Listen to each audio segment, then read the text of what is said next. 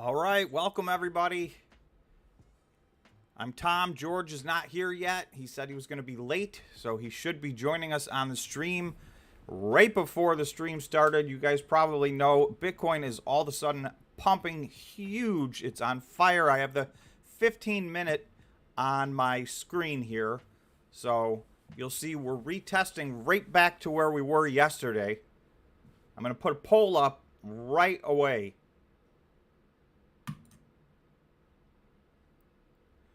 Are we going to break 29K today? That is the question. We're almost there, but we got rejected last time. And then we had this, which I'm going to explain why I think this was complete nonsense. And now we're right back where we started. Hello. Let me scroll up here.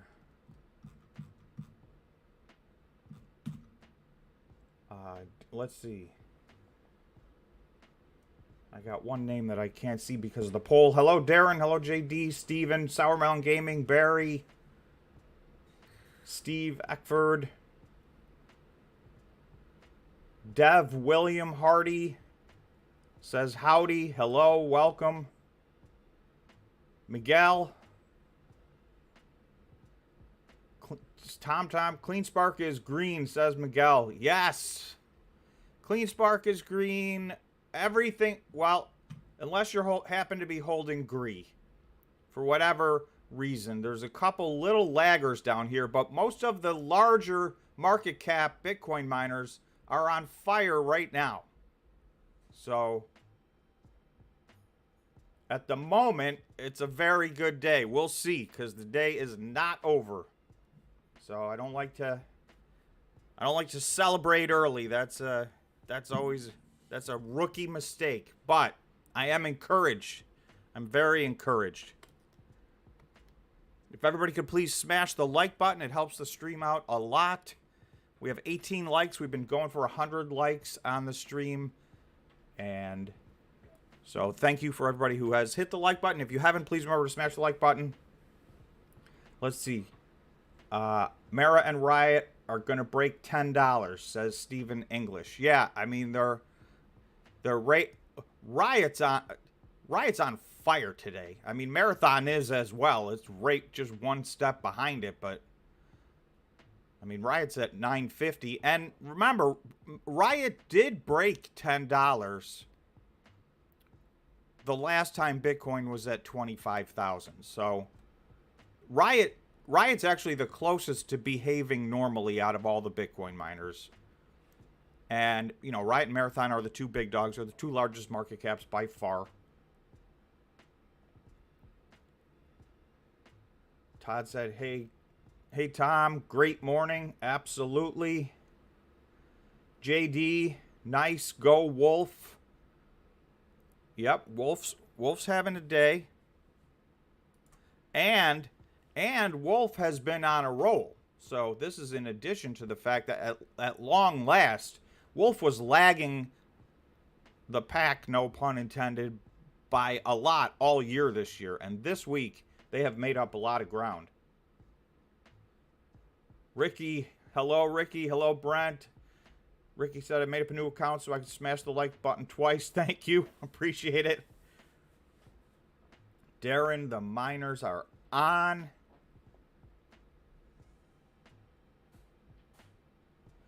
Q-Stick, what hope do we have for Bitfarms? Stock can barely stay above $1. Yeah, it's pegged right at $1. It closed over $1 2 days ago, and then that lasted for a sum total of 1 day, and we went back under $1. I think Bitfarms should be putting some distance between $1 and where it is. I mean, obviously, yesterday, this whole thing happened in the last hour and a half of the day, so everything tanked. But we seem to be getting all of that back. And, yeah, Bitfarms should be up, I think, more than this. That's just my opinion. Bitcoin rules. Hi, Tom, in the jacuzzi, listening to my... All right, that's how you do it. Qstick said, by the way, thanks for all your insight. You have been helpful with getting to know the different miners. You're welcome. Thank you, Qstick. I know you've been a contributor in the comments section for a long time now, so I appreciate it. Darren, RIOT Cleanspark.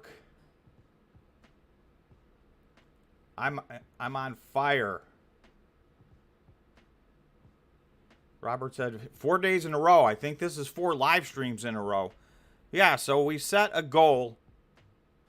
If we get 3 new members each live stream, we do another live stream the next day. Also, I'm liking this time slot. I feel like this is working. So we'll see if this sinks in and becomes the new norm. So on that note, you can anybody who is not, you can feel free. Oh, I gotta give me a second.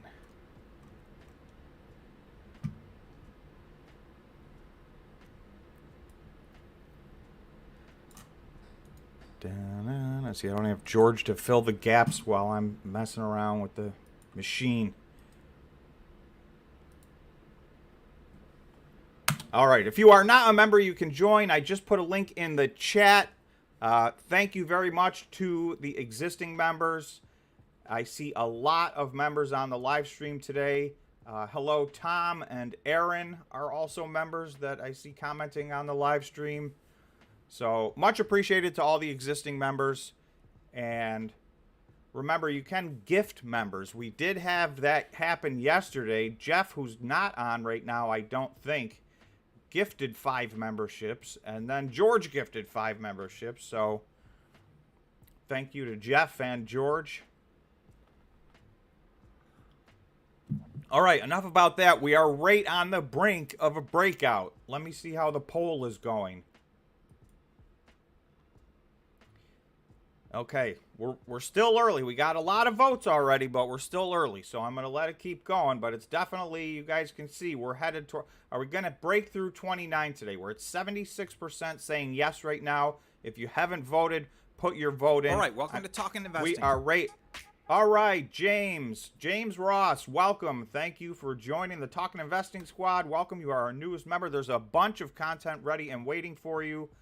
We also have private Discord that there's a video on how to link yourself up to get into the private Discord. And we do a members only live stream every Tuesday after the market closes. So welcome aboard. Thank you very much. Oh, Jeff is here. Jeff said, I'm here, but passively. Are you multitasking, Jeff? While tuning into the live stream? I'm going to maybe mispronounce this name, but Collier, welcome. Welcome to the stream.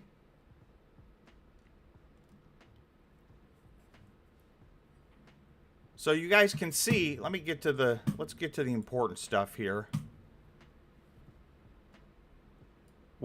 So yesterday, before the Fed spoke, and I'm going to get into that. I pulled up a bunch of news. I got a million things to go through.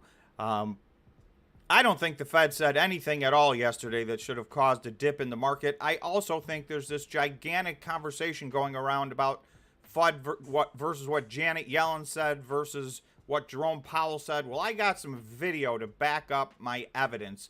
I think that was exaggerated big time in order to create FUD to push the market down. So I'm going to, if it's not already cleared up, I feel like I'm going to clear that up today on this stream. So you can see we've been this target 28.8, this red line here. This has been our target for a long time now. We got there yesterday. We did right as the Fed announced. So ironically, and it's not ironic, this always happens. Every time the Fed announces, right at 2 o'clock, there's massive volatility. It goes up, it goes down, it goes up, it goes down, and then finally it picks a direction. So the first thing it did, this is the candle from when the Fed announced. So you can see the first move was a breakout to the upside. We got to almost 29,000. That lasted less than 5 minutes.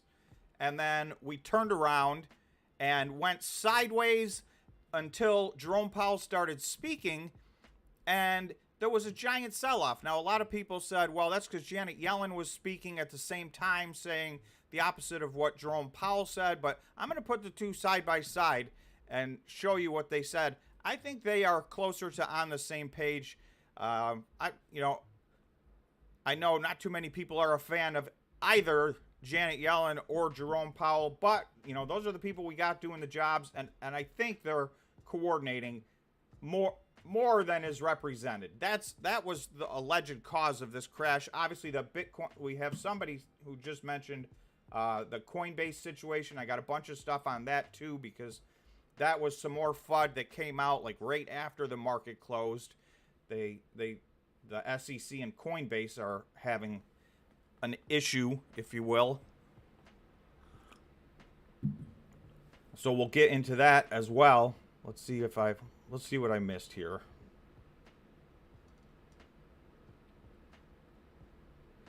Bitcoin Rules says there's some meanies in the Discord, not a fan. So Bitcoin Rules, did you get to the private Discord?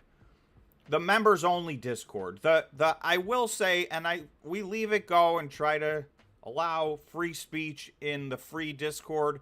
We have started to, there are some people that are just clearly trolling in the free Discord, so we're trying to cut back on that a little bit. But in the members only Discord, I think you'll find everybody's talking at a different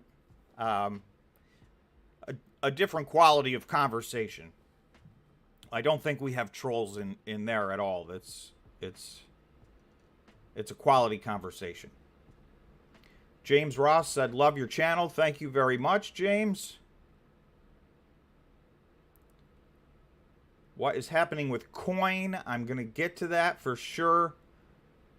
It's up. We'll take a super quick check of that right now. It's up off of its lows from the day. Let me refresh and make sure I have the latest and greatest. So it's at 60 cents. It's down 12%. You can see it got down to $61.51 this morning. So, I mean, it's still tanking down 12%, but it was even much worse than that. So I have it again. I think this is FUD, and I got very interesting. Let me go to this article right now. So, like her or don't like her, her timing was pretty impeccable in my opinion. ARK Investment sold $13.5 million of Coinbase yesterday. So that was after a 5-day gain. So she got, not all the way out. It's a big position for a lot of the ARK Invest funds, but she's been averaging in.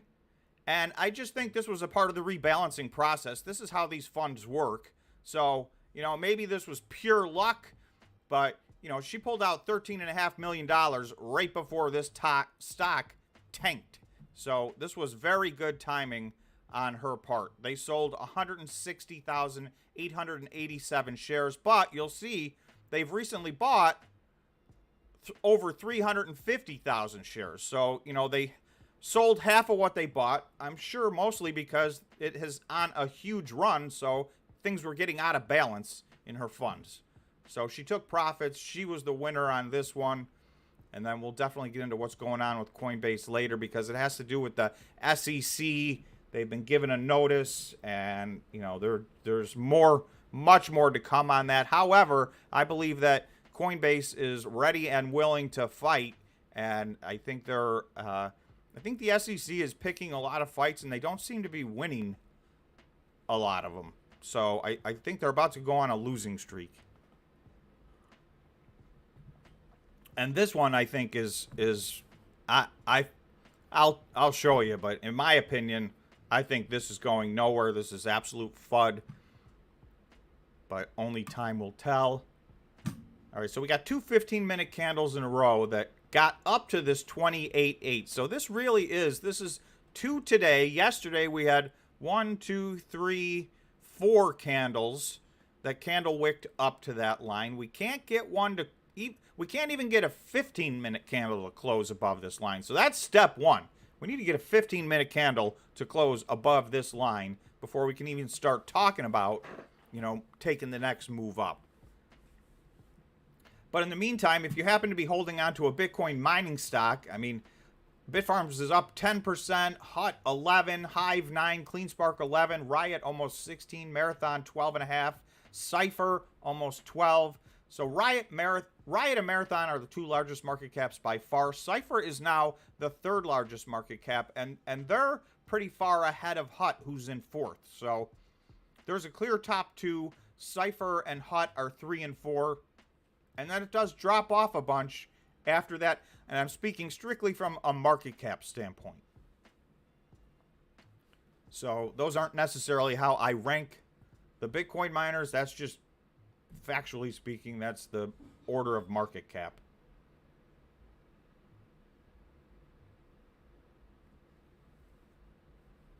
Ty said the Fed made it clear it will stop hikes next time. Either 25 or no hike next time. And yeah, so that's a part of what let's go through that.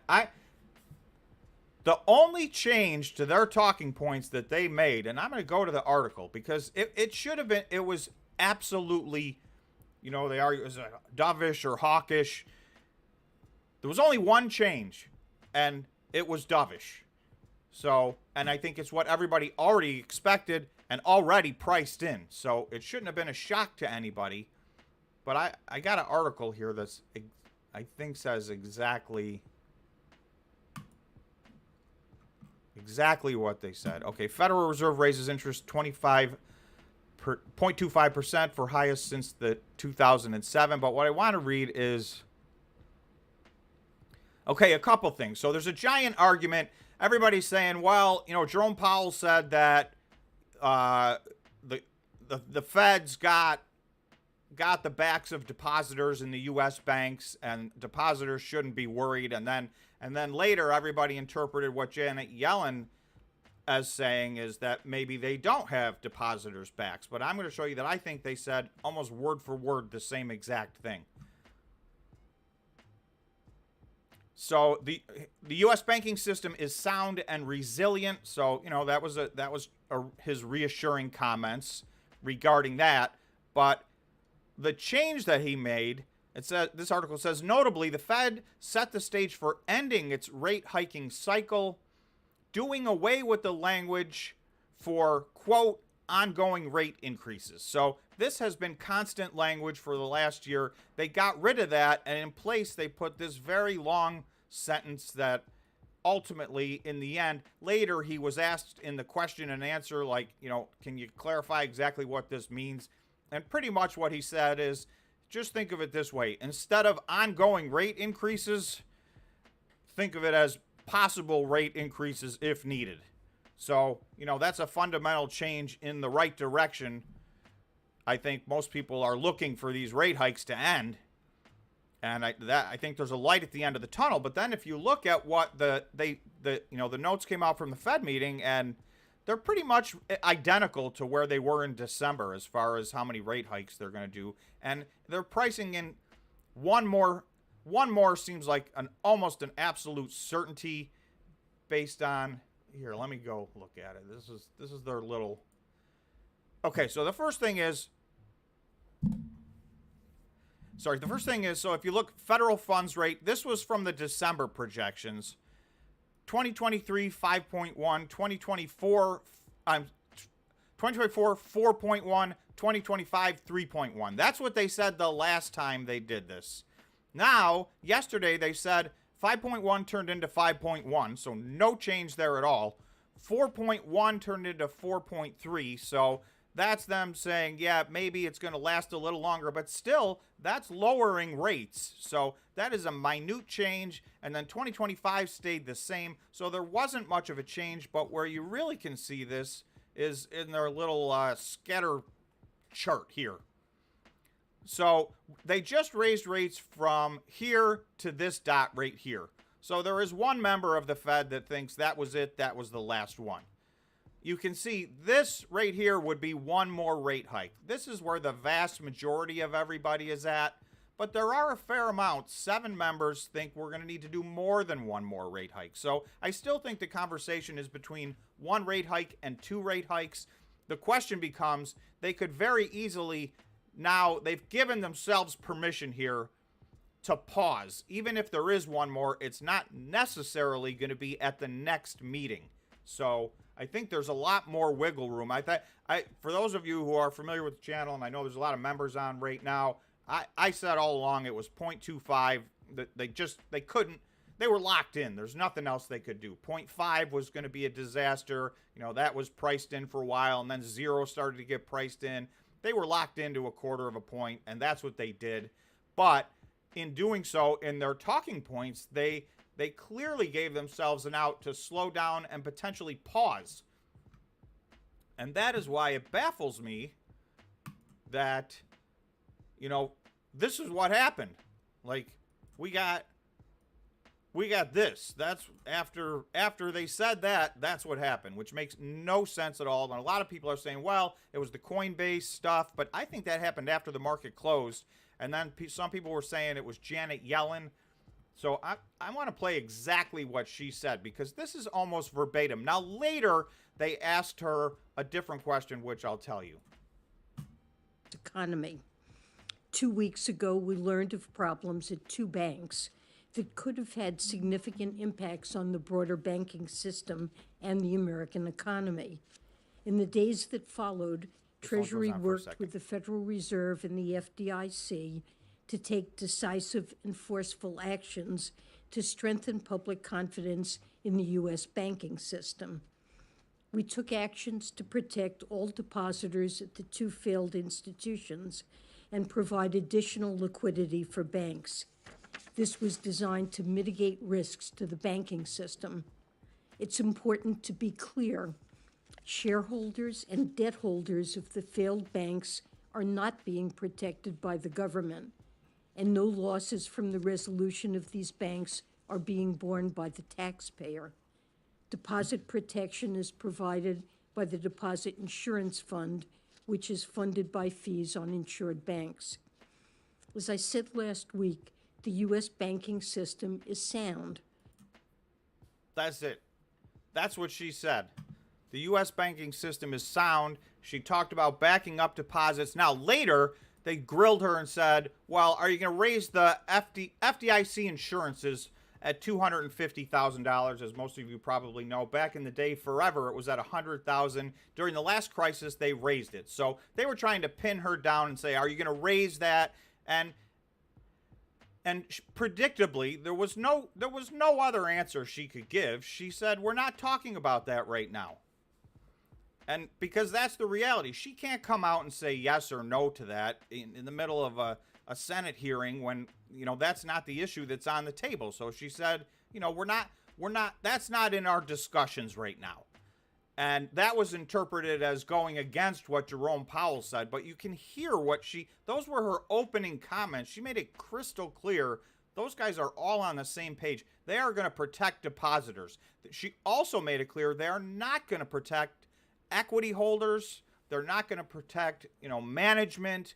So, but they do want to protect depositors. And she talked a lot more about that later. I thought she made it crystal clear in her opening. Those were her opening remarks. So I think she supported those from there. So to me, I don't see why everybody was going crazy that, you know, Janet Yellen was tanking the market, and there was a lot of that talk. I'll get to a couple articles that talk about that. Let me catch up on the chat here because I've been... All right, Darren said, I think we popped 29 after the closing tomorrow afternoon. So you think this is standard issue that wait until the equity markets are closed at the end of the day on Friday, and then we get our pop. That could very well happen. I mean, it just never ceases to amaze me how it always sets up that right as the weekend comes, you know, we get our runs. Could you look at XYO when you get the opportunity? I'll write that on my list.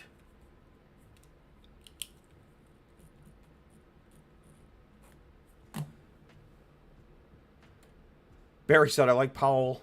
His voice is soothing. Bitcoin rules and Elizabeth Warren.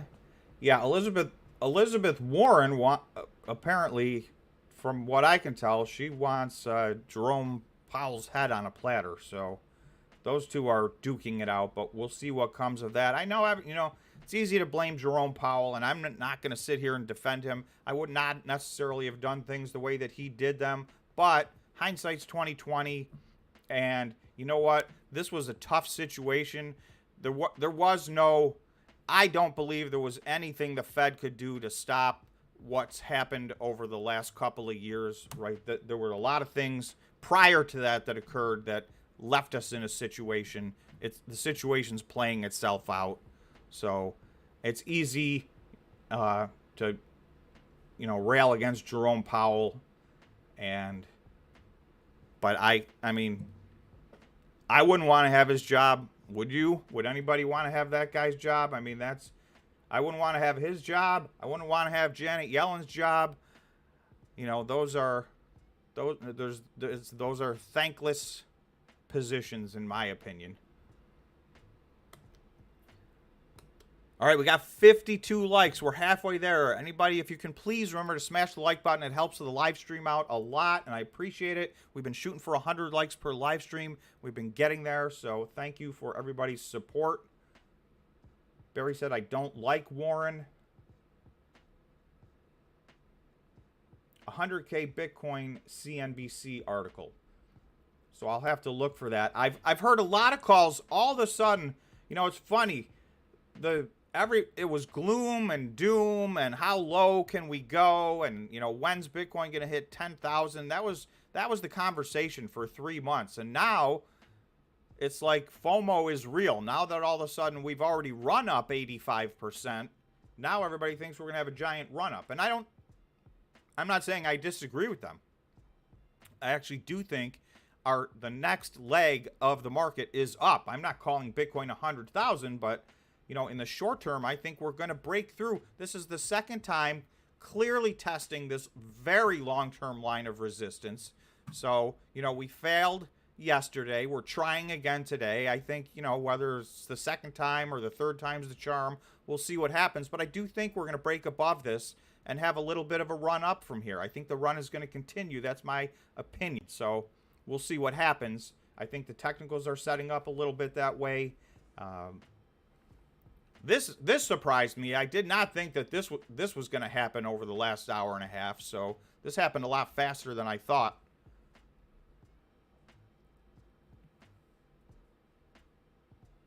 Just catching up here. Marathon to the moon, said Gary.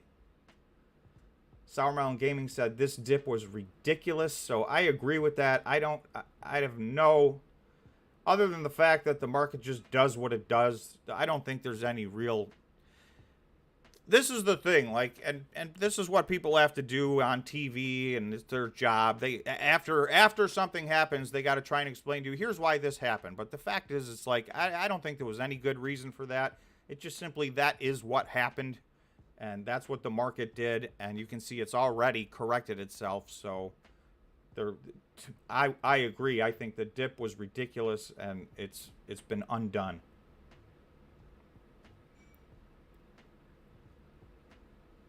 All right, let's see. I'm losing my place.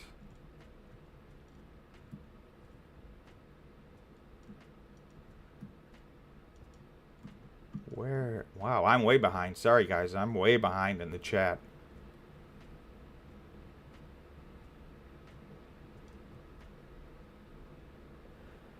Ad said, Tom, just a quick thanks. I was a little nervous yesterday, but I didn't really see a reason for the drop. Your video yesterday reassured me, and here we are right back where we were. So thank you, Ed. I'm glad that helped. Colton, hot.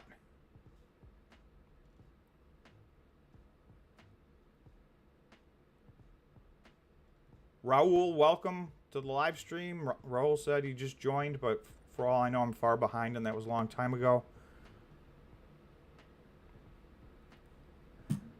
Alex is saying, that is a lie. What's a lie, Alex? let's see. Yellen made it clear. And bank investor will not be saved. So let me know what's a lie. Is that what you're talking about? If you could clarify, I'll discuss. Depositors will be saved, said Ty.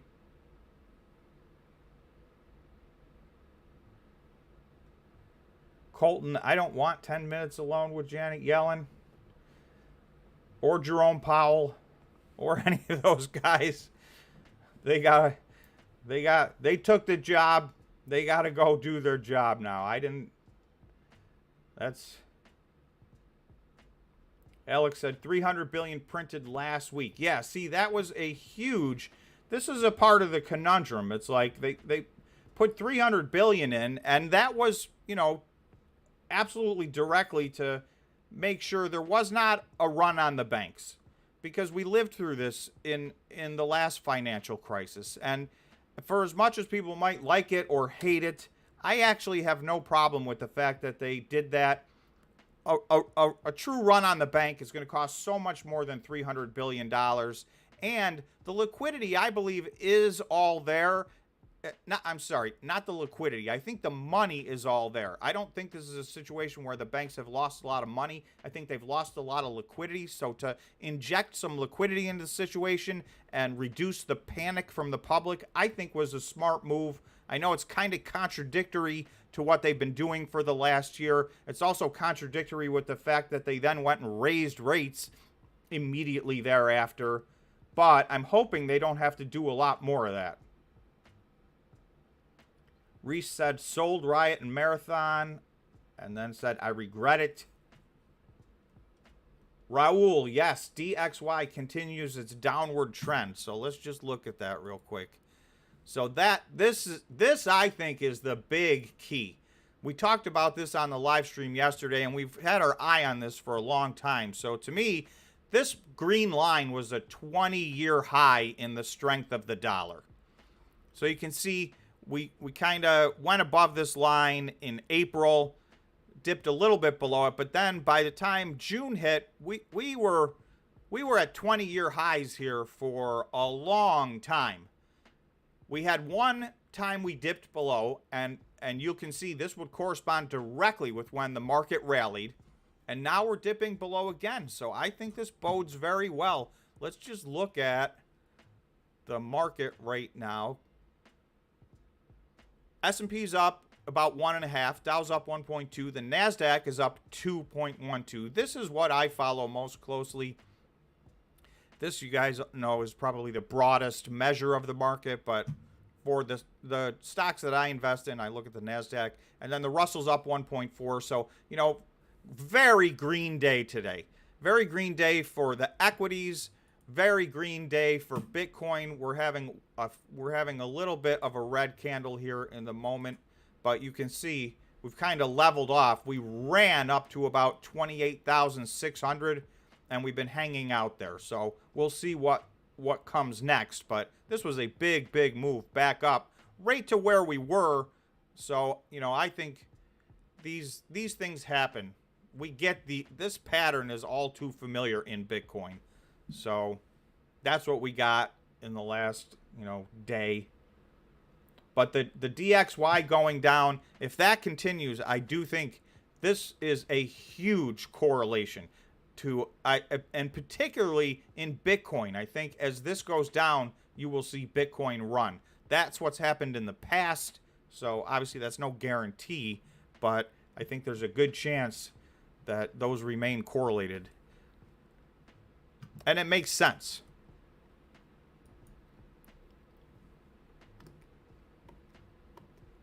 Oh. So far, no George. Don't forget to smash the like button if you have not. We're at 67 likes. It looks like we're going to try to get to our 100 likes. So much appreciated. It helps. Hitting the like button during the live stream helps the live stream. It tells essentially the algorithm to send the live stream out to more people so we can get more viewers joining us and have a bigger conversation. So I appreciate everybody for smashing the like button. Also, I like to say that you can unsmash it later.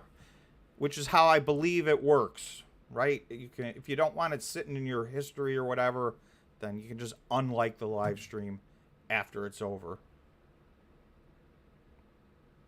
Mike said, could we see a 100% increase in miners by the end of March? It's a big move. I mean, some of these miners to go up 100% is very easy. That would be very easy to believe. Some others, you know, the larger market caps, I don't know that they're going to get a 100% run, even if Bitcoin runs. But a lot of these smaller, let me go to, where is it? So this was as of Friday. This is not updated for this week's activity, but you can see Stronghold, Gree, Any, which is Sphere 3D, Midgy, which is Mawson, DMG Blockchain, DigiHost. These are all under $50 million market caps. So it would be no surprise with a move up in Bitcoin and one piece of good news from any of these guys, they could double and still be, you know, at the lowest end of this chart. I mean, these guys are at, now they were at 1.3 billion. Now they're closer. They're probably at 1.5 or 6 or 7. Let's check one of those.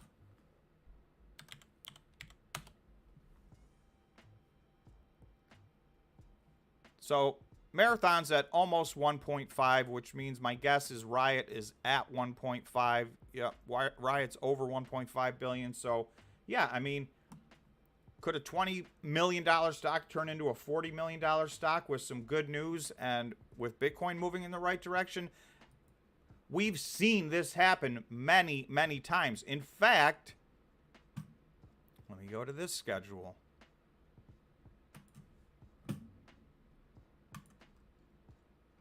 So we've seen this happen this year. This is just year to date through last Friday. And so now we're having an up week this week. So these numbers are going to be even better. Yesterday was a terrible down day, but it's you know, been canceled out by today. Core Scientific's up 386% in the last 2.5 months. This is from January 1st through last Friday. So, you know, can these stocks double? 1, 2, 3, 4, 5, 6, 7, 8, 9, 10 of these stocks have already doubled in the year 2023. So it's absolutely, these are the moves. This is why this is such, you know, you take on that high risk. You do get some potential high reward with this, though. Right? Bitcoin's up 62%. It's having a very nice 2023 so far, particularly in comparison to 2022, which was a disaster. So there was no good news in 2022. You know, that we had a little bit of a relief rally back in August, and all that did was get Bitcoin back up to 25,000 and then right back down. You know, we got close to 15,000. So 2022 was one of the biggest bear markets in Bitcoin history as measured by a lot of different ways. So that was a tough year. This year, clearly, so far, moving in the right direction, but who knows where the rest of the year goes. But the question was, could some of these double? And the answer is absolutely. We've already seen a dozen of them double or triple or quadruple just in the last 2.5 months. So there's more of this to come. So TeraWolf, you can see, TeraWolf's had a great week. Year to date, that was the one that was lagging, and we've been talking about that. I did do a video on that earlier this week. If you want to see a deep dive on TeraWolf, you can check that out. This was down 9% coming into the week. It's now up substantially from there, but year to date, this was the only Bitcoin miner in the red. So some of these are lagging, and that's why, you know, this is not financial advice, but you guys know Cleanspark is one of my big investments. And I added to this investment in 2023 because it's lagging so far behind the performance of all these other Bitcoin miners. Now, it's had a nice week this week, and it's starting to catch up, so that's starting to pay off, and we'll see what happens from there.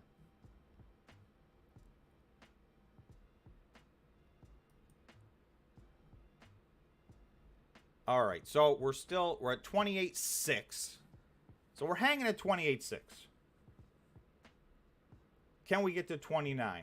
Let's go to the, should we end the poll? Has everybody voted who wants to vote? Man, our polls always end up with almost the exact same numbers. It's just wild.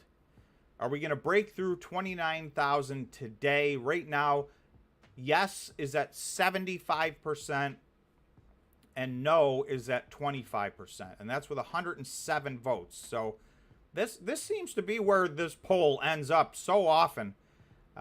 Three quarters to 1/4. But I think this is clearly, the people have spoken. I'm going to end this poll. We can do another one. It looks like the majority think we're going to 29,000. Now we're 1, 2, 3, 4 15-minute candles into hanging around just under this line that I think we need to break through this line. Some people have this line a little bit lower. I've seen a lot of charts where it's at, 28.7 or 28.6 or 28.5. So, these charting is not a science. It's an art. So, this is not a perfect line. But somewhere in this neighborhood, you can see this has been pretty solid resistance. And I feel like we got to jump to the other side of this to take the next leg up. And you can see the Bitcoin miners are actually off of their highs, because we've kind of cooled off a little bit. Still, though, other than greenage, this is just a very, very green day across the board for the Bitcoin miners. So some are better than others. It looks to me like Riot is leading the way today, and Marathon is in second. So no surprise. And this is also a part of the flight to safety. These are the two biggest market cap companies. They're the two most institutionally adopted Bitcoin mining companies. So these run out ahead in these types of times. So, I hold Riot, but to me they're very interchangeable lately. These have been running in tandem, and they're running out ahead. And the one that's done even better than that this year is Cypher, is now the third largest market cap, and that has just been, let's go to the Cypher chart, because that has been an epic run this year.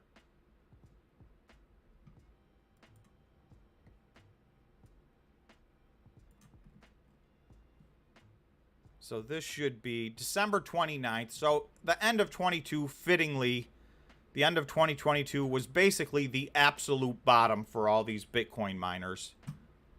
But from there,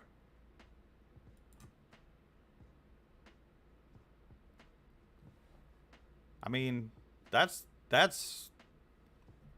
490% Cypher is up from where it was on December 29th, which is less than 3 months ago. So that's my answer. A lot of people are like, oh, your thumbnails are clickbait. Things don't 5x. Things don't 10x. Well, Cypher already 5x'd, and we're only 2.5 months into the year. So, this is how these move. But buyer beware, they move to the downside in the same manner and fashion. So that's why most of these stocks in 2022, off of their 2021 highs from November, every single Bitcoin miner stock of the 18 that I follow was down anywhere from 91 to 99%. So those are drastic moves to the downside. So we felt the pain. And now if, Bitcoin can get to a healthy place, you can see some of these are being heavily rewarded already.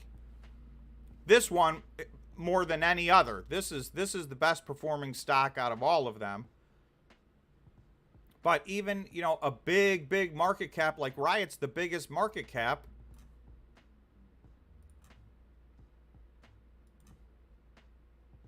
That's up 188% so far on the year.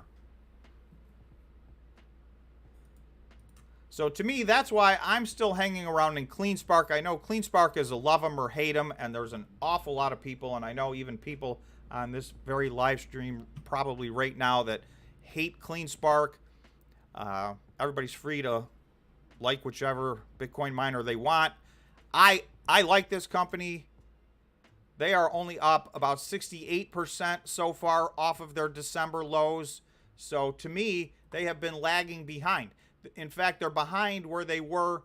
This is where they were in February. So I can't find any explanation as to why CleanSpark would be less at Bitcoin 29,000 today than they were at Bitcoin 25,000 a month ago. So I think that's a gap that needs to be filled. Who knows? We'll see what happens. Obviously, we need to see Bitcoin run in the meantime in order for that to happen.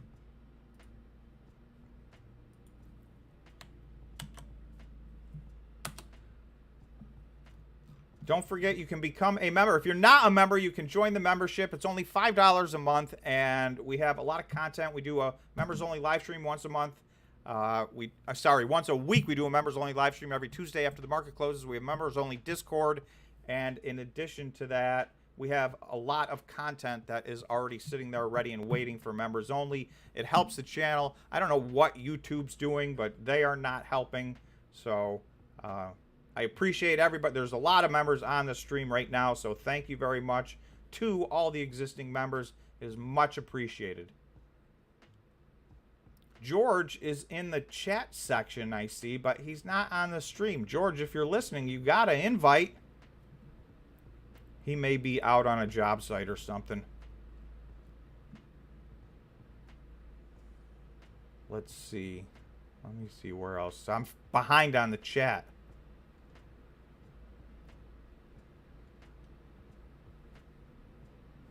All right. Hello, everyone. Did Tom talk about CZ yet? Bitcoin miner doc said Bitcoin helped by regional banks going down. LOL. Yeah. Sorry, I'm just reading these and catching up. I'm just going to have to go to the bottom and catch up. Jeff says, Tom, folks just have to remember to take profits on the vicious upward moves. So, you know, we talk about that a lot on this channel as well. So thank you, Jeff, for that comment. It's a lot of people kick themselves. They go, oh, you know, I didn't get the absolute perfect top, but you know, depending on what your trading strategy is, you know, it may make sense for you to take profits along the way. So, especially obviously if you're swing trading or day trading, that is the whole point of a swing trade, is to take profits. You know, if you're a long-term holder, then, you know, you may be in a little different situation, but even still, you know, doing things like potentially buying some puts to protect yourself after a big run up.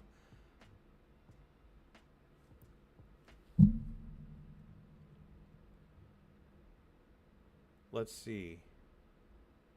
Brent said my first buy in Cypher was at 40 cents. Didn't buy enough though. Yeah, I mean, it was unbelievable. That was the buying opportunity of a lifetime. But the thing is, like, this is what happened the last time around. So we're a lot of the way around. In late 2020 through the mid 2021, we had some 40 or 50x moves in the Bitcoin miners.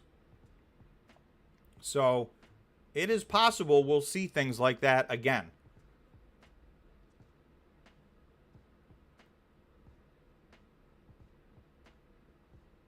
All right, Barry's asking Alex about First Majestic. We had a long discussion in the members only yesterday regarding First Majestic. So you can check that out.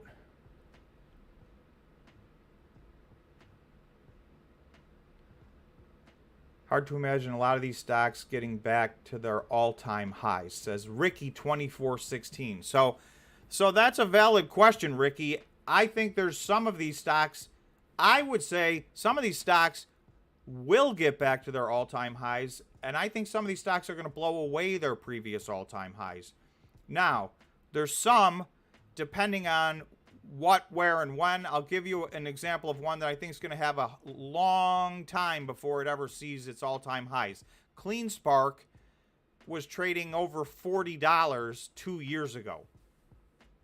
But they were a microgrid company. They were a completely different company. That was at a time where small cap, high growth, they were basically pre-revenue. Those stocks were skyrocketing. There was a giant balloon. They got up to $40-something a share.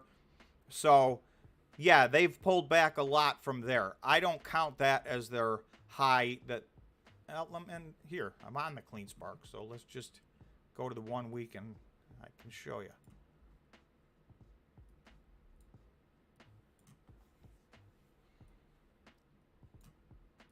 I mean, you can see this gets nuts. So, I mean, this ran up from, you know, $2 to $40. And really, this is when they were not, on January 4th of 2021, they had mined a sum total of somewhere between maybe 20 or 30 Bitcoin life to date. So they had just started that portion of their business. So they did not run up to $40 as a Bitcoin miner. They just ran up in this bubble. So I totally discount this number. And so to Ricky's point, getting back to this number, that's a tall order. I mean, they would have to... Yeah, that's 1,365. That's a 13x from here. I don't look at that. So for CleanSpark, I look at their highs from November of 2021 when Bitcoin hit its all-time high.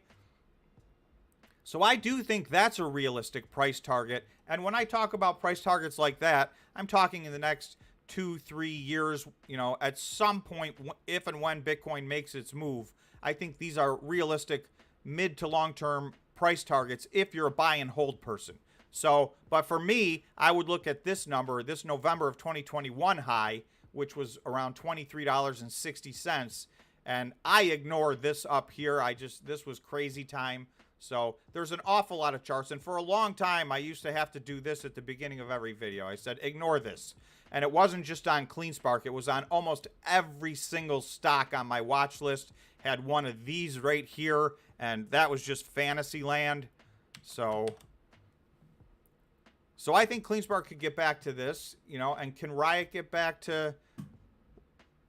Riot was at... See, here again. This is... I would do the same thing with Riot. Riot, you got this time frame right here that I would put an X in. This is their November 2021 high. So, can Riot get back to that? That's only 400% increase. I think that is a very realistic price target. Again, here you're at 750. So I don't know. Maybe this is out of reach, but to me, you know, if you're a buy and hold person, these are the types of numbers you ought to be thinking about.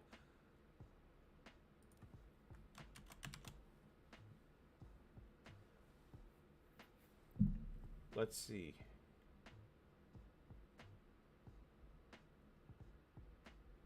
Those 40x moves will happen. This is from Jeff.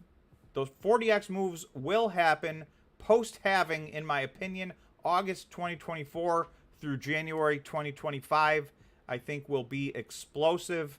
So, yeah, so Jeff's of the opinion, you know, that's a buy and hold. If you're willing to hold into 2025 from the beginning of 2023, you're at least a midterm investor, if not a long-term investor. So those are the type of people like myself who you dollar cost average in, and his history says that's a very successful strategy. So obviously no guarantees, but I talked about this yesterday, I think on the live stream. If you'd been dollar cost averaging in equally since the Bitcoin's high, if you started on the day it hit its all-time high, and dollar cost averaged equally in from then until now, you would be up right now. So even though Bitcoin is way off of its all-time highs, the dollar cost averaging approach would have put you in the positive already. So, you know, by the time Bitcoin, when and if it ever gets back to its all-time highs, you're going to be way, way up. So that's my main trading strategy. For those of you familiar with the channel, you know I'm mostly buy and hold. I do swing trade options with smaller dollars. I'm in some call options for Bitfarms right now. So we'll see. They don't seem to be moving, and Bitfarms is very sideways. So, you know, for my Bitfarms are May. I have the May $1.50 calls. And, you know, I think Bitfarms has to move up probably another 20 or 25 cents before those things start moving on me. So we'll see what happens. And again, so that's how I like to play if I think there's some short-term room, but mainly I just hold shares and I add to them, you know, when I think it's at a value. Barry said maybe Bitcoin peak comes early this time. No COVID, black swan, people anticipating the cycle. Alex said large volume spike coming in at Bitcoin at 28,500. So let me get back to the Bitcoin and add the volume. So you can see this is on, even on the 15-minute, you can see a lot of volume here. If I go to the 4-hour, so yeah, we've got this 4-hour candle has a big volume spike. We had a giant spike. This was after the Fed, so a lot of trading happened, of course, in that 4 hours. That's when we tanked, and now we seem to be having a big volume right now, and we're getting that back. Although there's a little bit of red at the moment, but nothing goes up in a straight line, and we're still, to me, we're still right in this. If you circle this, we're still kind of hanging right out right here. So you'd like to see Bitcoin hold, in my opinion, somewhere in this 28.5, even if it's 28.4, and turn around and start making a run again back. I'm looking for that to happen today. So that is my personal opinion.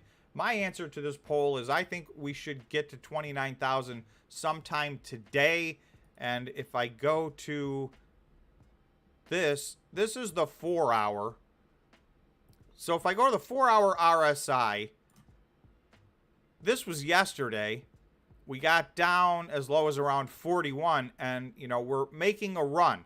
This has been resistance, so I think we need to break out of this line. If we can break out, and you can see right now over the last few minutes, we're kind of going sideways and back down. So we need to see, in my opinion, if we see a move, if we see this get out of here, then I think we get over 29,000, and then we can take the next leg up. So that's one of many things. And I like to remind everybody, there's no one thing that I look at and make buying decisions on, because there's so many different ways to look at this that, you know, you got to take all things considered. Hopefully you all have a strategy and you're looking at several different things, but this is one of the things I'm looking at the moment. I think this would signal a breakout, and same thing here. You'll see we're rapidly moving towards a potential bullish crossover. Now, we haven't had it, and we've kind of moved in this direction before recently and didn't ever end up getting our bullish crossover. But right now, we are on the absolute brink. So if we could close a 4-hour candle with a green bar on the histogram, then that probably means we're going to break out of this green line on the daily or on the 4-hour RSI. And all of that to me says, you know, short term, the next couple days could be nice up days.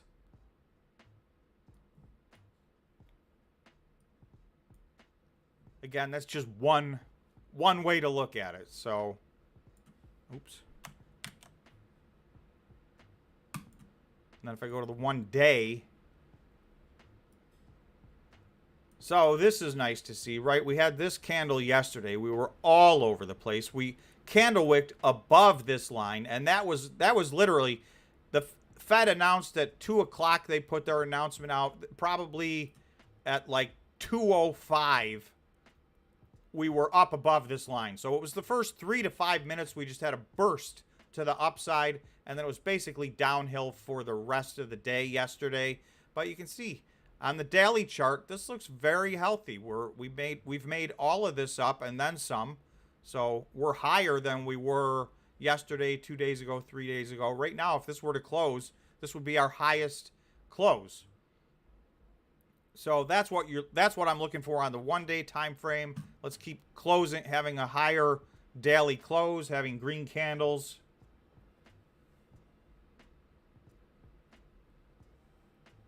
Steven said, surely not out of reach if Bitcoin goes to 150K or 200K. I think that's in reference to, you know, getting these Bitcoin miners back above their all-time highs.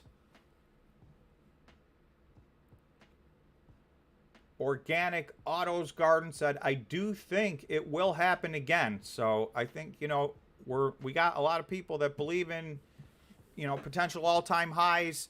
And, depending on which Bitcoin miner and where they got to, some of these have the potential to do significant increases as a percentage. Alex said there is a lot of chop starting at 29 through 31.8. Looking to the left on the daily, sellers, buyers will fight it out. Could last for a while. So let me zoom out. Well, I'll stay on the daily and get there because I think this is what.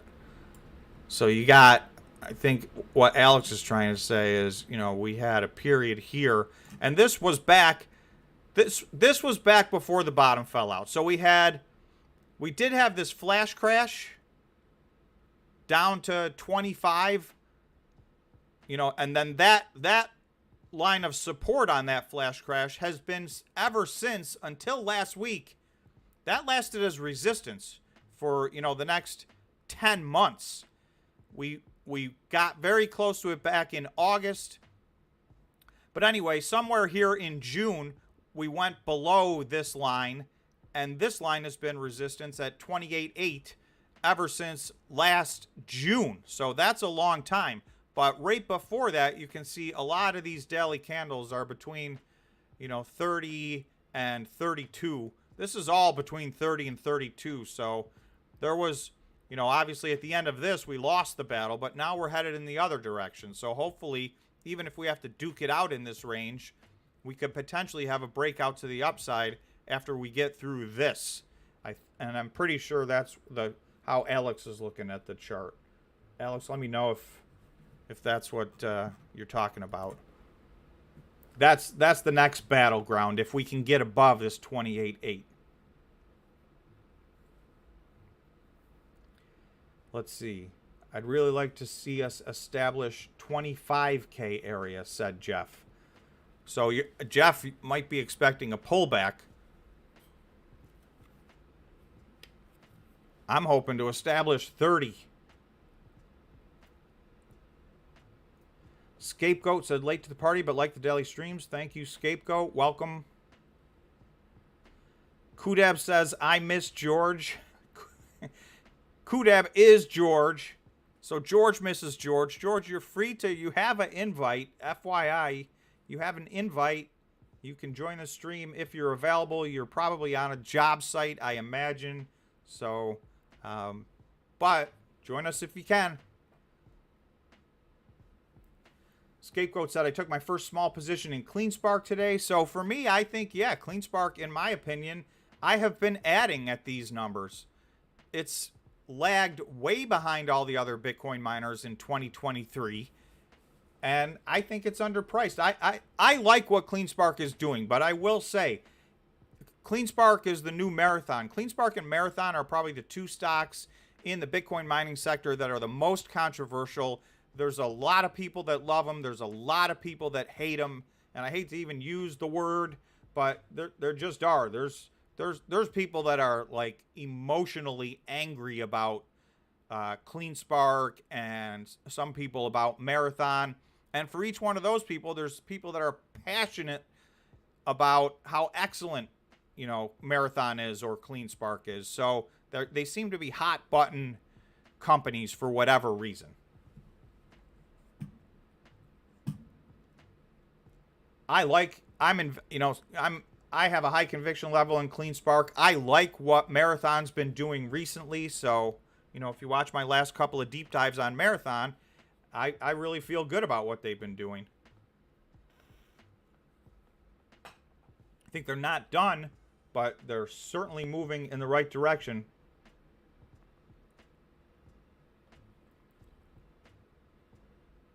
George said, I'm sorry that I'm negative, but you have to have both sides of the token. Let's see. That, and previously George had said, I'm not buying XRP until the crash. So George is waiting for a crash still. And George has been talking about that, so he was on the fence yesterday as to whether or not he might be changing his mind about that. It looks like he's still saying he's waiting for the crash. Let's see. Robert is saying people are really underestimating how much more production 16 exahash is.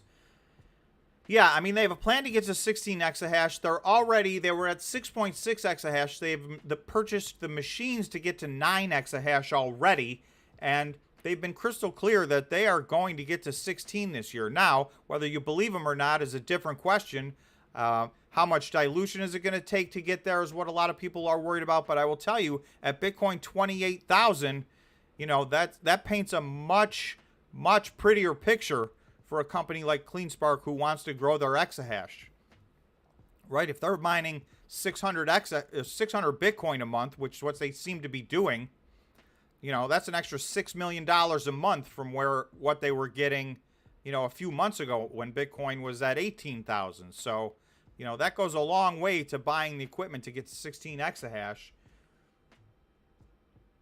So I don't know that they're going to get to 16. I don't know that they need to get to 16 by the end of the year to be successful. They went from 2 to 6. If they get from 6 to, even if they get to 12, they've already gone from 6 to, they've got the machinery and infrastructure to get to 9.0 exahash. Now, management gets some bonuses based on these increases. A lot of people they don't like that. They think it's a conflict of interest and that maybe management doesn't have the shareholders' best interest in mind. They have their own best interest in mind, but I think they align. So I feel like that's why I have conviction in CleanSpark. But everybody's got to make that decision for themselves. How do you believe in management? Do you think management are they able to execute? Are they trying to execute? So that's why everybody has to make their own buying decisions. And the key to all this, like I always say, is it's got nothing to do. If you yourself don't have the conviction in that, then you're probably going to fail on the trade. Like you can't trade on somebody else's conviction. I like CleanSpark, but that does you no good. It may do you good to say, oh, you know what? I'll check out CleanSpark and do my own deep dive and see what I think. But until you've decided for yourself that you believe in this, then you'll probably get stuck buying high and selling low. That's what happens when you buy stocks, without some longer term conviction to hold. Now, on swing trades, you may have some stop losses to get out of there. If that's a part of your game plan, then of course that makes sense as well. That's something different than long-term buy and hold.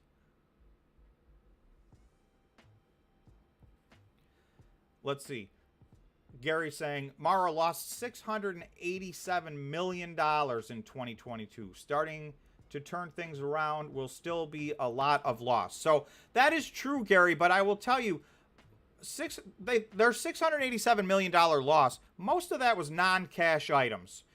All the Bitcoin miners did get crushed last year. Yes, I think when it's all said and done and we get everybody's 2022 results, probably Marathon's results are going to be the worst out of any Bitcoin miner. I'm not saying they did well. You can watch I did a deep dive on them every single month all year last year. So, there's a lot of people that think I absolutely hate Marathon as a result of that fact, but I've tried to just be fair and see, talk about what they've been doing. So we see the culmination of last year was a $687 million loss. But again, most of that was non-cash. And they've drastically changed their operational situation. They literally shut down their operations that existed in Q1 of 2022. 100% of the operations that they were running at that point no longer exist at all. So they are a completely different company right now. I think they're moving in the right direction. Yes, I was not shy about saying 2022 for Marathon was a nightmare. But I do hold out hope. I think they've turned the corner and they're moving in the right direction in 2023. I could see a path to profitability for them.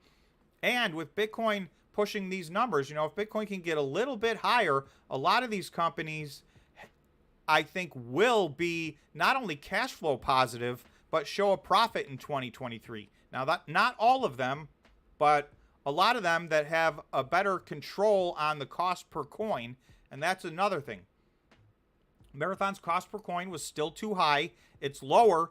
This is 3 quarters in a row that if you look at their financial statements and just divide it out, just based on the numbers in the financials, their cost per coin keeps decreasing, but it's still at around $19,000. This is their cash cost, not including depreciation. So that's just a straight up calculation from their financial statements.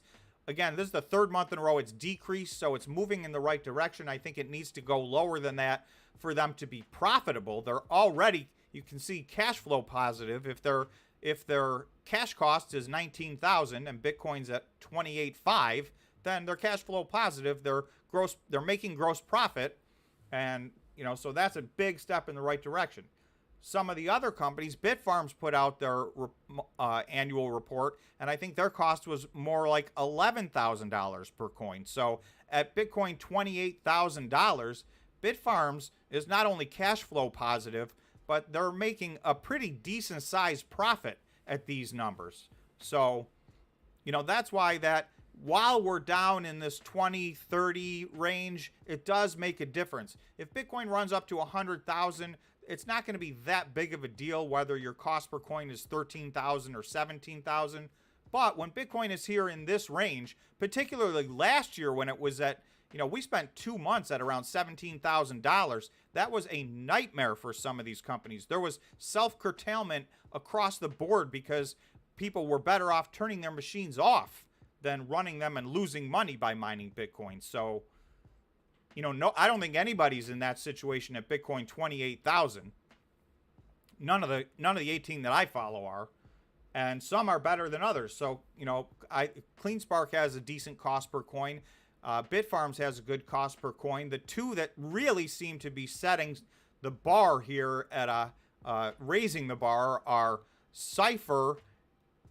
Is their cost per coin was like $6,000 or $6,500. So, and they represent that they're going to be able to continue to do that, if not maybe even a little lower. So that's dramatic. If they can hang at that, then their gross profit margin is gigantic. The other one, who seems to be having a very low cost per coin and represents that they're going to be able to do so on a going forward basis, is TeraWulf. So that's why, I've done a couple of videos that I think TeraWulf's to me, I think that's a worthy buy. So they have a very low cost per coin. They've restructured their debt in a way that is extremely meaningful. They had a problem. They had a cash flow problem, a liquidity problem. Their debt service was going to run them over, and they were going to be done. But they've fixed all that. They've restructured all that. So now they're left with a company that has a low cost per coin. They're talking about, $9,000, $8,000. So, $8,000, $10,000, $12,000, $13,000, all those numbers work great when Bitcoin is even just here at 28,000. And we know this is not a high number for Bitcoin, right? I don't think there's any of us on this stream that expect that 2 years from now, Bitcoin is going to be at 28,000. I mean, a year and a half ago, it was at 69,000, and there wasn't that. The conversation was when, not if, is it going to get to 100,000. So, and we're starting to see that conversation all of a sudden. The last 3 or 4 days, you'll see a lot of talk about potentially, Bitcoin getting to 100,000 again all of a sudden. I'm not in that camp. That's not me. But you can just tell the sentiment is changing. Jeff said CleanSpark will be profitable at Bitcoin 33K. So it's getting very close. So they're cash flow positive right now. They'll be profitable if Bitcoin can get. And the key is, remember, some of the reason these stocks are going to go up even if they're not profitable is, remember, I said that from their highs in November to their lows in 2022, every single one of these was down somewhere between 91 and 99%. So that is basically pricing in a hedge that they're all going out of business. So getting to cash flow positive is a big, big deal. Obviously, getting to profitable and starting to have a PE ratio and that kind of stuff is another step, big step forward. But for all these guys to flip to cash flow positive, is a gigantic step. And that's one of the reasons a lot of them have had such a big run up, already in 2023.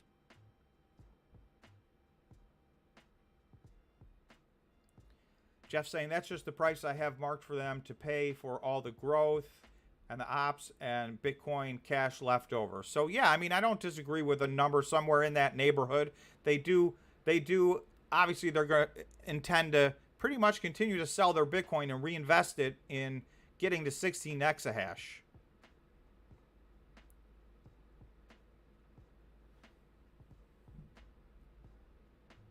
Barry's asking if we can get Lindsay Lohan on the show to get her take on the SEC charges. Barry, I feel like our odds of that are very low. But I'll have our people reach out to her people.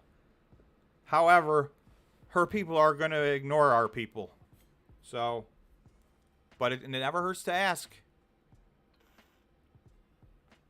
There's an awful lot of famous people caught in the crosshairs on this crypto situation, with even the SEC coming after a lot of people. So I don't know how much success they're going to have with that. I don't think it's right. I think they're being overly critical. I think people are being overly critical. Having said that, I've always been, George and I have been very careful about who we will even do an advertisement for. So we have done very few. I do have a sponsor coming up that next week, and it's somebody that I feel good about, and it's not an exchange. The main thing I've tried to stay away from, the absolute best big money offers that we've gotten are from crypto exchanges. But the thing is, I'm too worried about it. You guys have seen what has happened with the Bitcoin exchanges over the last year. So, yeah, for me, I'm overly conservative. I'm afraid to even run an advertisement for an exchange. I may get to the point where I feel better about that. Things will get better in this space. There will be crypto exchanges that, survive and thrive. But right now, I don't know which ones they are. So I'm hesitant to do that. But there's a lot of other products in the way of news and, trading tools that I think, those do provide value to some people. So that's kind of where I'm at, but we're a lot more conservative. I do feel bad for a lot of the celebrities, a lot of the YouTubers. A lot of YouTubers were pushing FTX. We did not do that at all here, but I don't know that you can blame a YouTuber. It's a commercial. It's a sponsor. So you guys let me know how you feel on that. I'm going to end this poll. We're basically still at 3/4. Think we're going to get to 29. It's dipped a little bit. We're at 73%. We were at 75%. So that's the end of that poll. And we got 150 votes, 149 votes on that poll. So thank you, everybody, for participating in the poll. I will leave again in the comments. You can join and become a member. I just put a link in the chat. So there's a lot of members on the chat right now. Members, you can weigh in and let me know how you feel. The membership is going. We have a Discord, a members only Discord. We have a members only live stream once a week. We do a deep dive on a video that the members choose. So those are all the things you're going to see in our archive. I've done the deep dive, but it was the members that chose the videos. So we've had a lot of good companies, a lot of fascinating deep dives. So far, it's been a great experience. So thank you to all the existing members. Much appreciated. Let's see. JD, hey, Tom, are you still planning to interview someone from CleanSpark? Yes, I am. So a little update. If all goes as planned, I will be talking to Aiden from Hive later this evening. So I want to get that one done. So I would think tomorrow morning that interview will be posted. So again, that's the CEO of Hive blockchain. And I'll be talking to him tonight and try and get that posted in the morning. So the the company I'm going to talk to next after that is CleanSpark, and I've been coordinating with Matt at CleanSpark, so I think he's who I'm going to talk to. I just haven't nailed a date down. It's been crazy busy, but we finally did get, Aiden and I got on the same page, and we're going to talk later today. And so that will be posted tomorrow. So you guys can expect, everybody, please watch the interviews if you would be so kind, because that also helps the channel out a lot. And it's nice for these people to come on the channel and talk with us. So we'll have that tomorrow, and then hopefully next week we will have CleanSpark, I'm hoping. And then I did say I would reach out to Fred at Marathon and see if he's willing to come on the channel. I know their investor relations person has talked about coming on the channel, but I've gotten a lot of pushback in the chat that people want to hear from Fred specifically. So that's what I'm going to see if we can do, but I have no idea if that will happen or not. Alex is saying, I like the retest at 27.3 area. Last 24 hours, building stronger support level. We need a retest to build strong support. Yeah, so let me go back to the 15-minute. Yeah, I mean, so this looks very healthy to me. Right? Every time you have one of these deals, this is 15 minutes.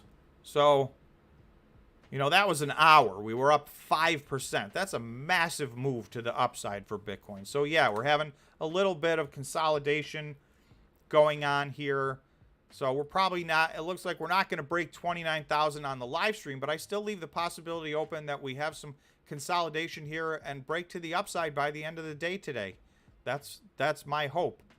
We'll see. We may have to pull back further and regroup. Ricky's saying, bring Ben back on. So Ben from Bitfarms has been on a couple of times.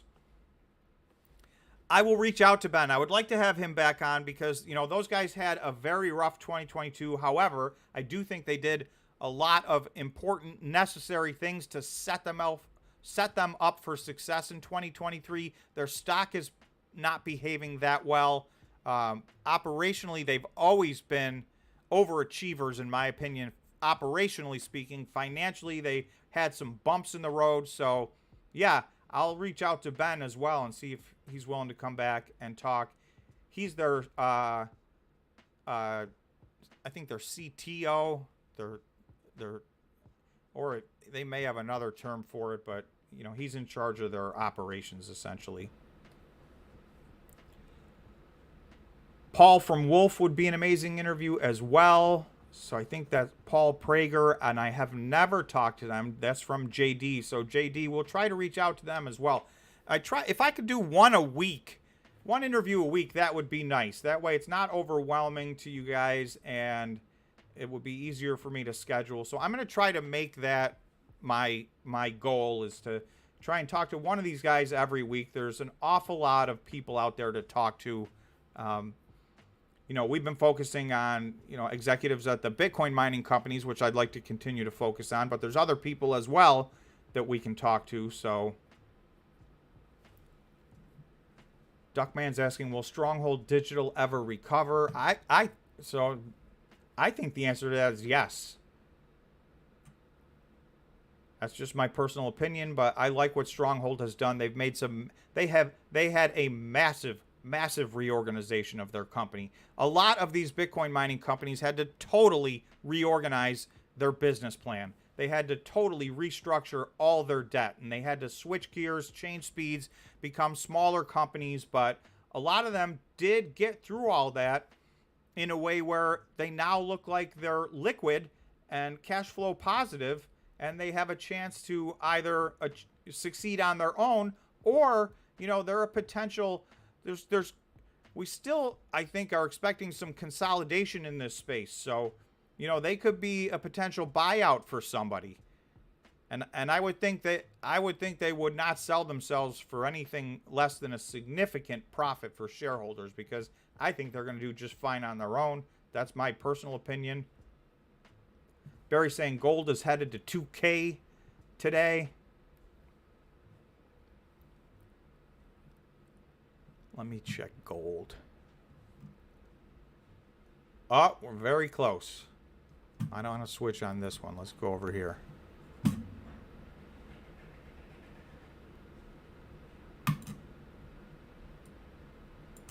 So you can see this candle wick. Let me get to the 1 day instead of the 4 hour. So this was 3 days ago. We got over 2,000. We got to 2,009. So we got there. We are knocking on the door right now. So maybe gold's, you know, a lot of people have been saying gold 2,000. I think gold is getting the same pump that Bitcoin's getting. I think a lot of this has to do with the banking crisis, if you want to call it that, or problem or situation, whatever you want to call it. People are taking some money out of the bank and they're putting it in other places. The most natural place, historically speaking, the most natural place has been gold. So I think that's what this recent push up is about there. Silver, obviously. Bitcoin now, you know, is a new, I think, going to be a new flight to safety. I think that's why Bitcoin has had the giant run up that it's had. Because you'll see, if I go to the Bitcoin 1 day time frame, you'll see Bitcoin had tested 25,000 and we got rejected. We were breaking to the downside, and it was this day that we got down to about 19,900. This is the day the banking started to have situation. So I guess it was who was first? Silicon Valley, and then Signature, etc. So right as that happened, all of a sudden Bitcoin stopped in his tracks and turned around and had a massive run to the upside. So I think that was a big part of this turnaround, but at this point we have turned around, and I think there's more to follow.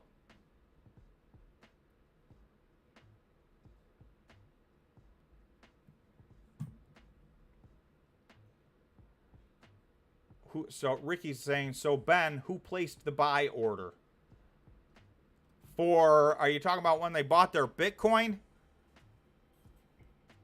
Because I know that's not his side of the world. Ben is operations. So, and from an operational standpoint, I think that Bitfarms has done an outstanding job. Their monthly operational reports have been pretty much on for the last year plus. Financially, yeah, they had a very rough year. A lot of bumps in the road. Gorilla said, hope you can get Fred on the show. So I hope so too. You know, obviously they're one of the two biggest players in the industry, so it would be nice to get them on the show. Fred in particular, because I know that's who people want to hear from. So hopefully that'll happen. I got a couple ahead of that, but I will reach out to them and see. Alex said, Paul Prager, CEO of TerraWolf, reading my mind, JD. So yeah, I'll reach out to Paul as well and see if they're interested in coming on. If gold goes to 2,000, silver will zoom. That's from His Honor. Welcome to the live stream, by the way. I don't know if you've been here and just been quiet, or if you just got here, but welcome. Welcome to all the members, a lot of members. We got one new member on today's live stream, so our deal has been the equivalence of 3 new members per live stream. Gets us another live stream tomorrow. So tomorrow's Friday, so it looks like that might not happen tomorrow, but it doesn't have to happen every day. And I do enjoy these middle of the day live streams. And I appreciate very much a lot. Everybody, thank you for joining today. Members, I see JD, His Honor, Alex, Darren, Brent, Ricky, Sammy Away, Tom, Jeff. So we have a lot of members on the stream. JD, if I missed you, sorry. I'm just scrolling back through the chat to look at names. So thanks to all the members. A special thanks for supporting the channel. I have to talk to George about CZ. So before I talk about that on the channel, I think that story is a little bit different than what we were talking about. So I don't want to bring that up right now. What I will say is there is another similar story. If you take a look at Tron founder Justin Sun. So let's go here. Where's Tron? So Tron is number 16 from a market cap standpoint. It's $5.7 billion market cap. They're down 8% today, and that is a direct result of the fact that Tron founder Justin Sun sued by the U.S. SEC on securities market manipulation charges. So this happened. This just happened either last night or today. I can't remember. The regulator alleged TRX and BTT are unregistered securities and claimed Sun created an extensive, and this is the bigger part, an extensive wash trading program to boost their trading volume. So this is what they're digging into. A lot of essentially fake trading to make it look like, you know, their coins had a lot more activity than they really had. U.S. Securities and Exchange Commission sued Justin Sun Wednesday on allegations of selling and airdropping unregistered securities, fraud, and market manipulation. So this is, you know, this is a top, this was, what were they, number 16? They're the 16th biggest cryptocurrency. They're taking a big hit today, down 8%, and then we'll see where this goes. The SEC really is, you know, they seem like they're very busy. While we're at it, I think we've already talked about this, but at the same time, Coinbase announces very bad news is this title. The cryptocurrency exchange says it received a warning from the Securities and Exchange Commission, the SEC, suggesting a possible enforcement action. So they got a Wells notice, which is usually a precursor to them taking some legal action. It doesn't necessarily 100% mean that. And I will tell you, Coinbase is not messing around. They've been expecting this, and they feel like they are in the right. So I think this is going to be a big battle. I would not expect Coinbase to roll over like you've seen some of these smaller players. You know, the SEC is just too much for them, and they do what they have to do. But there was, let me go to this. So Brian Armstrong, he's the CEO of Coinbase. So this is a series of tweets that he put out last night in response to this. Number one, today Coinbase received a Wells notice from the SEC focused on staking and asset listing. A Wells notice typically precedes an enforcement action. Number two, 2 years ago, the SEC reviewed our business in detail and approved Coinbase to go public. Our S1 clearly explained our asset listing process and included 57 references to staking. Coinbase runs a rigorous asset review process and has rejected more than 90% of the assets that have applied to be listed on the platform. So he goes on to 3, 4, 5, 6, 7. I won't read you all these, but essentially what he's saying is, look, we did our due diligence. We gave it to you. You saw it. You approved this whole thing. So, you know, it's a little late now to come and say we're doing the wrong thing. So I do expect this to be a long, ongoing battle. I don't think this one's a quick one. And as a result of this, we did look at this much earlier in the stream, but I'm going to go back to it. And let's see where they're at. So you can see they're down 13% today. So they've been on a very nice run, but their stock's taking a little bit of a beating. It's at $67. It got as low today as $61.51. So, you know, it's way off of its lows, but it's still, that's a big hit for the day. So that's what's going on there. Sammy is saying, Paul is a very friendly and responsive. I had many heated interactions with me on Twitter. He's been a gentleman and answered all the hard questions I had for him. So that's nice to hear. So, all right, he's been active on Twitter, and it sounds like Sammy has had some interactions with him, and he's been fair.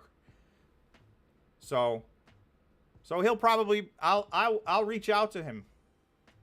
I gotta write myself a reminder, or I won't do it.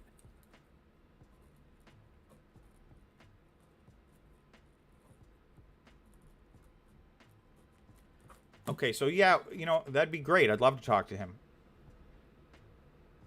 Tom, with all these live streams, when do you sleep? Says His Honor. I don't sleep is the sad answer to that question. I don't know what happened to me about 15 years ago, but I just don't sleep anymore. I get like 3-4 hours maybe. It's not enough. It's not good for me, but it's what happens. So maybe one of these days I'll start sleeping again.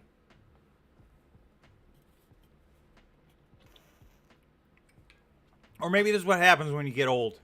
You don't need as much sleep.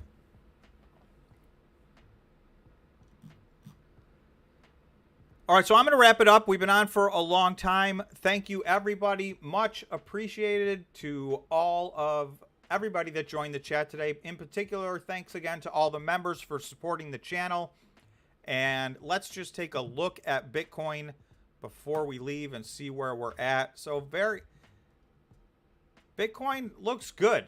The Bitcoin miners are they're off of their highs for the day, but we're still, GREE is down. GREE was down all day. Argo is down. I don't know what's going on with those two. I'll have to look if something specific is happening. But other than that, these larger companies, which are near the top of my list, 7%, 9%, 10%, just under 8%. Riot's up 17%.